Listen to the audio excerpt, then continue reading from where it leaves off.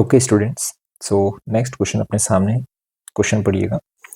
Three identical rods are joined together to form an equilateral triangle as shown. Lateral surface of roads are insulated, मतलब curved surfaces जैसा कुछ मान सकते हैं।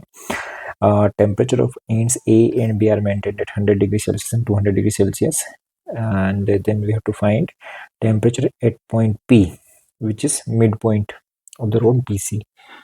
तो क्वेश्चन को स्टार्ट करने के पहले ध्यान से सिचुएशन को समझिए, और जब भी ऐसे क्वेश्चन आए आप बिल्कुल इसको एनालॉगस देखिए ओम्स लॉ के बराबर। जैसे वहाँ पे V इक्वल टू अपने पास IR होता है ओम्स लॉ में, यहाँ पर हो जाएगा temperature difference equal to heat current, उसको I से डिनोट कर सकते हैं। R की जगह पर थर्मल रेजिस्टेंस लिखना होगा, ठीक है। This is thermal resistance and this I is heat current,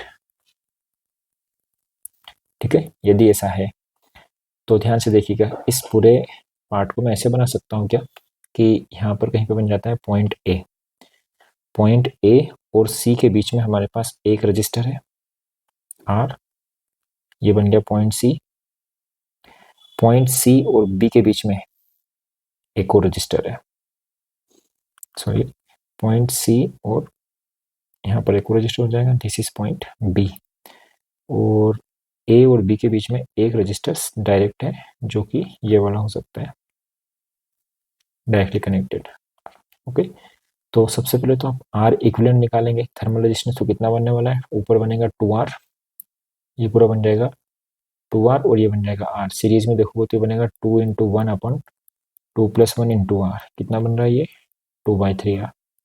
तो यदि ये है हायर टेम्परेचर पर, ये है लोअर टेम्परेचर पर, तो यहाँ से जो करंट आने वाला हीट करंट B से जो हीट करंट चलेगा वो कितना चलने वाला I के बराबर। तो I इक्वल टू हो जाएगा simply temperature difference 200 minus 100 degree Celsius में obviously, divided by total thermal resistance which is 2/3 into R। ये कितना बनेगा 50 इंटू 3 150/R जैसा कुछ। अब हम देखेंगे करंट का डिवीजन, कि करंट किस रेशियो में डिवाइड हो रहा है, ओके। तो ऊपर वाले ब्रांच में रेजिस्टेंस कितना है 2R, नीचे वाले ब्रांच में रेजिस्टेंस कितना है R। तो आप जानते हैं 2:1 रेशियो में करंट को डिवाइड करना है, तो सिंपल सी बात है, एक हो जाएगा 2/3, एक हो जाएगा 1/3, है ना। तो I और I जैसा कुछ आने वाला है, इसमें से जो ज़्यादा रेजिस्टेंस ज़्यादा करंट है वो कम रेजिस्टेंस की तरफ जाएगा, तो इधर जाएगा करंट कितना, इधर जाएगा 2I/3 और ऊपर जाएगा I/3, सिंपल सी बात है, ओके। अब मुझे क्या देखना है, मुझे ये देखना है कि यहाँ पर टेम्परेचर है 200, लेट मी राइट दिस, यहाँ पर टेम्परेचर है 200 डिग्री सेल्सियस और यहाँ का टेम्परेचर फाइंड करना है, ओके। यदि ये टोटल लेंथ का रेजिस्टेंस R था तो ऑब्वियसली बात है इसका जो 50% लेंथ है, मतलब P से लेके B तक का, इसका रेजिस्टेंस कितना हो जाएगा R/2। तो बस यही पता करना है कि R/2 रेजिस्टेंस पर कितना टेम्परेचर ड्रॉप हो जाता है।